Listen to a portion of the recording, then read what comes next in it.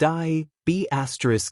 A Marine attacked her, not knowing she was a secret Navy SEAL. Die, B***. The words weren't whispered. They were spat across a crowded Marine Corps mess hall, loud enough to cut through the clatter of trays and the hum of off-duty conversation. And then came the slap. Sudden. Every fork froze midair. She didn't fall. She didn't flinch. She simply turned her head back slowly, eyes steady, expression unreadable.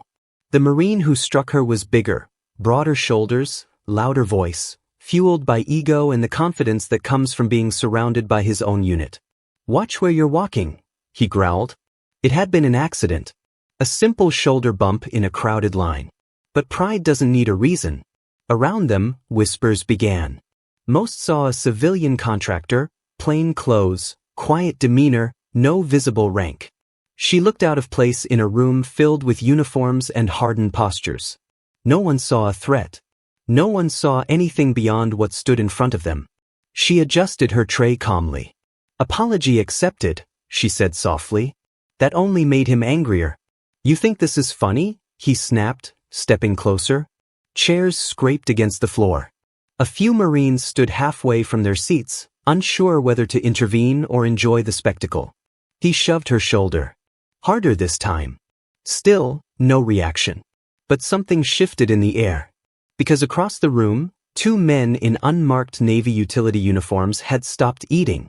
Watching. Not alarmed. Just attentive. The Marine didn't notice. He laughed, glancing around for approval. "Should have stayed home," he muttered. And then he made his mistake.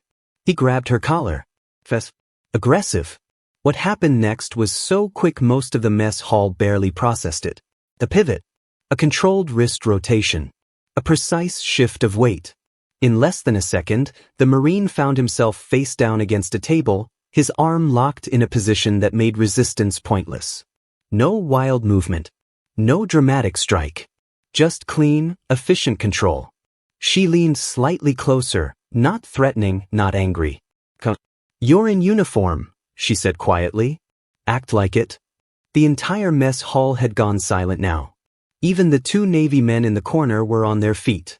The Marine struggled for a second, then stopped when he realized the pressure point she applied wasn't accidental. It was trained. Deliberate. She released him just as smoothly as she'd restrained him. He stumbled back, humiliated, rage building in his face. "Who the hell do you think you are?" he demanded. Before she could answer, the mess hall doors opened. Bootsteps echoed against tile. And the room instinctively straightened. Because walking in wasn't just any officer. It was a senior Navy captain, accompanied by two individuals wearing subdued insignia few recognized. His eyes locked directly onto her. Not surprised. Not confused. But assessing. The Marine, still fuming, pointed at her. "She assaulted me, sir." The captain didn't even look at him. Instead, he addressed her with a tone that carried quiet authority. "Ma'am." The entire room felt it. Not Mississippi. Not you. Ma'am. And in that single word, the power dynamic shifted. Because the woman the Marine had just struck was not who she appeared to be. The mess hall was still. Not a single tray moved. The Marine who had just been pinned to the table stood breathing heavily, jaw clenched, eyes burning with humiliation. But the Navy captain never looked at him. His focus remained on her. "At ease," he said calmly. It wasn't a command to the room. It was directed at her. She gave a small nod. Subtle. Disciplined. The Marine frowned. "Sir," she put her hands on me. The captain finally turned his head. "And you put yours on her first." The words landed like a hammer. Two men stepped in behind the captain now, not loud, not flashy. Their uniforms carried no recognizable unit patches. Their posture wasn't aggressive. It was controlled. Professional. The kind of stillness that doesn't need to prove anything. The Marine's confidence began to crack. "She's a civilian," he insisted. "She doesn't belong here." A faint shift passed between the captain and the two quiet operators behind him. One of them almost smiled.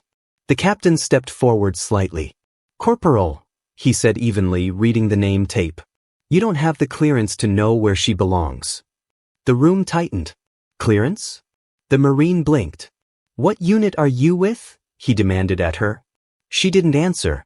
Instead, she picked up her tray, placed it neatly on the table, and folded her hands behind her back. At ease. But ready. The captain's voice lowered. You're looking at someone who has completed more classified operations than you've completed training exercises. A murmur spread through the room. The Marine laughed nervously. With all due respect, sir, she doesn't look like... That's the point, one of the quiet operators interrupted for the first time. His voice was calm. Flat. Dangerous in its simplicity. She's not supposed to. The Marine's throat tightened. Across the mess hall, Marines who had once leaned forward in curiosity now leaned back in realization. The captain addressed the room. Discipline isn't situational. It doesn't disappear when you think someone can't fight back. Then he looked back at her. You were instructed to keep a low profile. I did, she replied softly. No emotion. Just fact. The Marine swallowed. You're telling me she's Navy? The captain's eyes hardened slightly. She's attached. That was all he said. Attached. No further explanation. And that single word carried more weight than a full briefing ever could. Because in military language, attached sometimes means embedded. Sometimes it means joint operations. Sometimes it means something far more elite. The Marine's earlier aggression drained from his posture. The room no longer saw a civilian contractor. They saw something else. Something trained. Something disciplined. Something quiet, but lethal if required. The captain stepped closer to the Marine. You're lucky she chose restraint. The operator beside him added softly, very lucky. The Marine looked at her again. This time not with anger. Not with ego. But with the sudden awareness that he had made a serious mistake. She met his eyes calmly. No triumph. No threat. Just control. And that control was more unsettling than any outburst would have been. But the biggest revelation was still coming. Because as the captain prepared to leave, he turned back toward her and spoke one word that would send a ripple through the entire mess hall.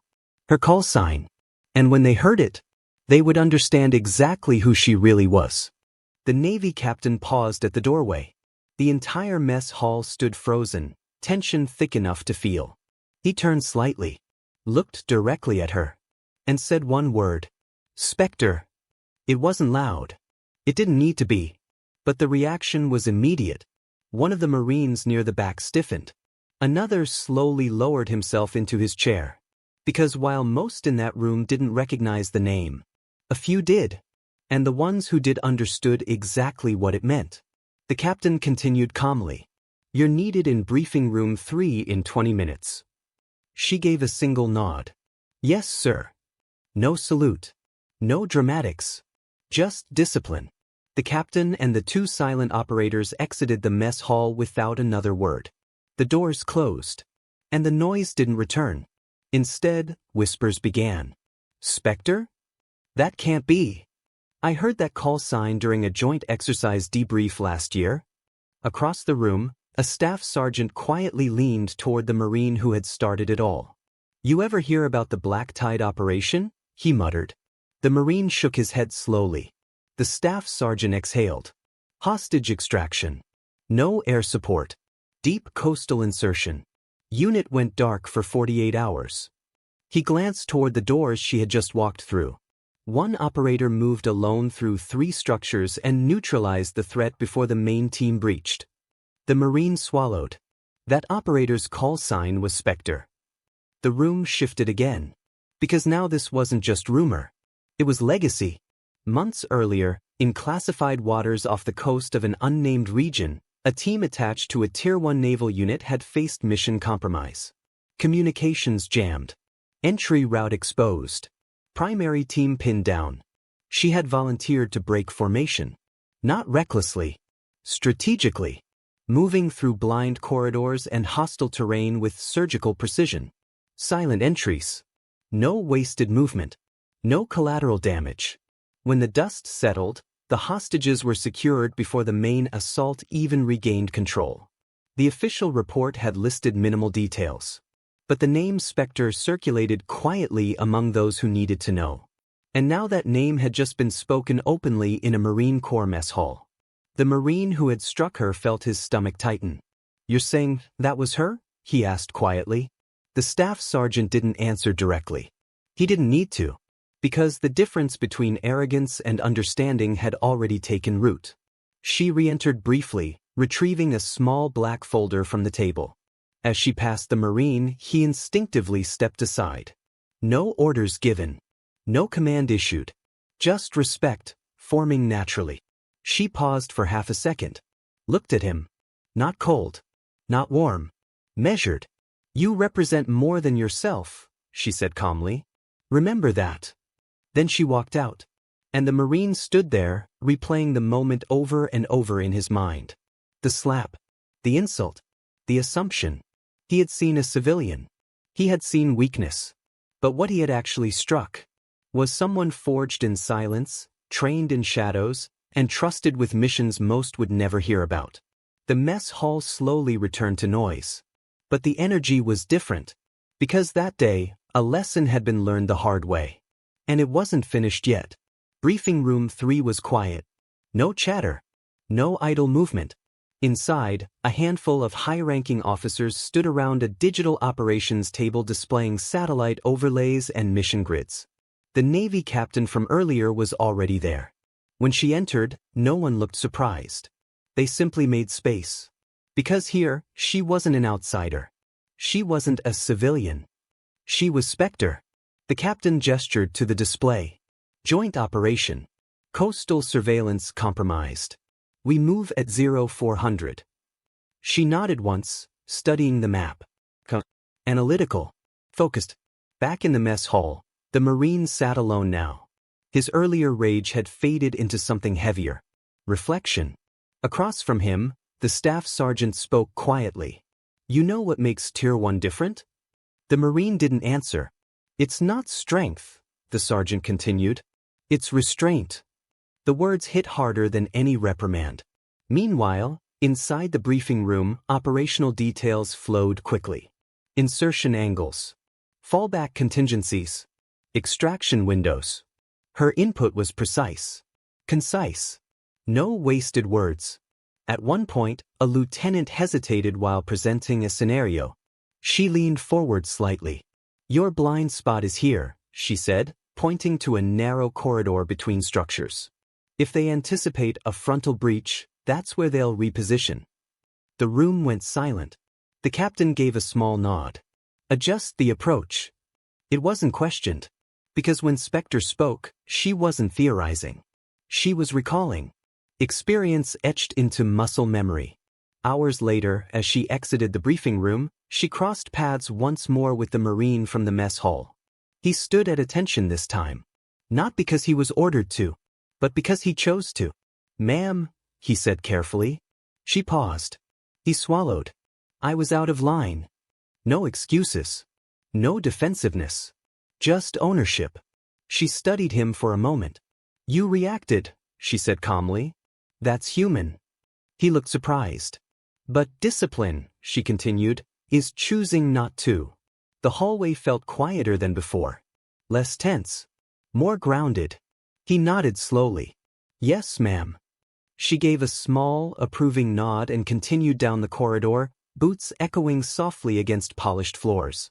No dramatic music. No applause. Just quiet understanding. Later that night, as the base lights dimmed and operations teams prepared for deployment, the story of the mess hall incident had already spread. Not as gossip, but as a lesson. Because the strongest person in the room that day hadn't shouted, hadn't threatened, hadn't escalated. She had controlled. And in military culture, control is power. The Marine would remember that slap for years. Not because of the embarrassment, but because of what followed. The moment he realized strength doesn't always announce itself. Sometimes it walks in plain clothes, carries a tray in a mess hall, and answers to a call sign spoken only by those who truly know. As the transport vehicle rolled out before dawn, she sat in silence among operators who moved like shadows. No one there questioned her presence. No one needed explanation. Because in their world, respect wasn't based on appearance. It was based on performance. And Specter had already proven hers. Back at the base, life resumed. Trays clattered again in the mess hall. Conversations returned. But something had shifted permanently. The next time someone unfamiliar walked through those doors, no one would assume. Because discipline isn't about who's watching. It's about who you are when you think no one important is. And on that day, in a crowded Marine mess hall, a lesson in humility had been delivered without a single wasted move.